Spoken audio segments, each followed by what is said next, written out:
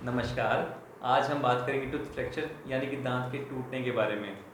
कई बार ऐसा होता है कि हमारा बच्चा बाहर खेल रहा होता है और गिरने की वजह से उसके आगे के दांत में से कोई दांत टूट जाता है, या हमारा भी दांत सड़क दुर्घटना में कई बार गिरने से टूट जाता है। तो ऐसे में हमारे पास दांत के इलाज के लिए क्या क्या ऑप्शन मौजूद हैं, इसके बारे में आज हम बात करेंगे। इन सबसे पहले एक बात याद रखनी ज़रूरी है, एक बात समझनी ज़रूरी है कि टूथ फ्रैक्चर किस तरह के बच्चों में होता है या किस तरह के दांतों में होता है। एक्चुअली कुछ बच्चों के दांत बहुत आगे की तरफ झुके होते हैं, वो टूथ फ्रैक्चर से के लिए ससेप्टेबल माने गए हैं। जब बच्चा गिरता है तो वो आगे के दांत सीधा ज़मीन पर लगते हैं और वो फ्रैक्चर हो जाते हैं। तो एक चीज़ का आपको ध्यान रखना ज़रूरी है कि अगर आपके बच्चे के दांत आगे की तरफ हैं तो आपको अपने डेंटिस्ट से कंसल्टेशन करके उनका वायरिंग ट्रीटमेंट कराना चाहिए, ताकि वो नॉर्मली एक अलाइनमेंट में हो, आगे ना हो, ताकि टूथ फ्रैक्चर का यानी कि दांत के टूटने का रिस्क कम रहे। अब हम आएंगे क्या क्या ऑप्शन हमारे पास मौजूद हैं उस विषय की तरफ। जब हमारा कोई दांत टूट जाता है या हमारे बच्चे का दांत टूट जाता है, हम डेंटिस्ट के पास जाते हैं तो वह हमें कई तरह के ऑप्शन देते हैं। जैसे कि दांत थोड़ा टूटा है तो उसको हम डेंटिस्ट फिलिंग से ठीक कर सकते हैं। दांत ज़्यादा टूट गया है तो कैप लगा सकते हैं। और एक और ऑप्शन होता है RCT का, यानी कि रूट कनाल ट्रीटमेंट का। तो हम जानते हैं कि हमें जब हमारा दांत टूटा है तो हमें क्या ऑप्शन हमारे लिए बेस्ट है।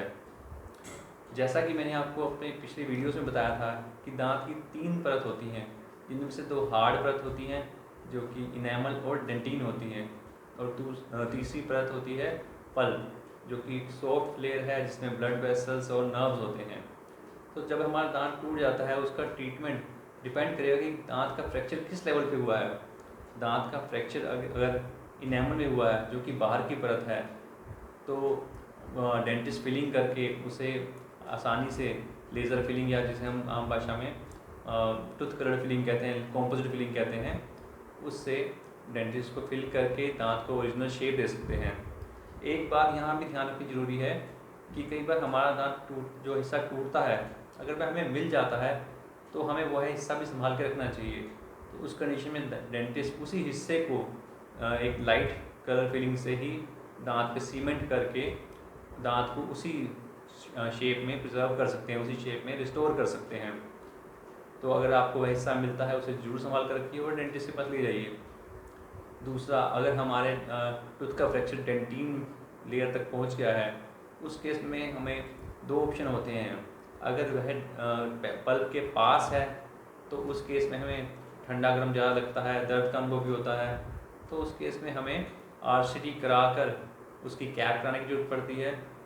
अगर डेंटिन की इनिशियल लेयर में टूथ फ्रैक्चर हुआ है तो उसमें हम सिंपल फिलिंग से, लाइट क्योर फिलिंग से उसको रिस्टोर कर सकते हैं, उसको अपनी ओरिजिनल शेप जो पहले थी वो दे सकते हैं।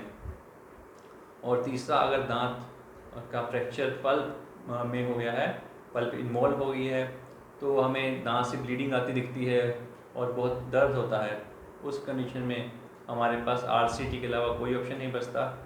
उस कंडीशन में हमें दांत की RCT करवा कर ही कैप लगवानी चाहिए। तो ये थे दांत के फ्रैक्चर, किस लेयर में फ्रैक्चर होता है और उसके हिसाब से आपको क्या ट्रीटमेंट करना चाहिए। आप अपने डेंटिस्ट के साथ कंसल्टेशन में उनका चुनाव करिए। वो आपका एक्सरे करते हैं, आपके दांत को स्कैन करते हैं, देखते हैं कि फ्रैक्चर किस लेयर में है, उस हिसाब से वो जो आपका ट्रीटमेंट डिसाइड करते हैं। वीडियो को पूरा देखने के लिए बहुत बहुत धन्यवाद। चैनल को जरूर सब्सक्राइब करिएगा। Thank you.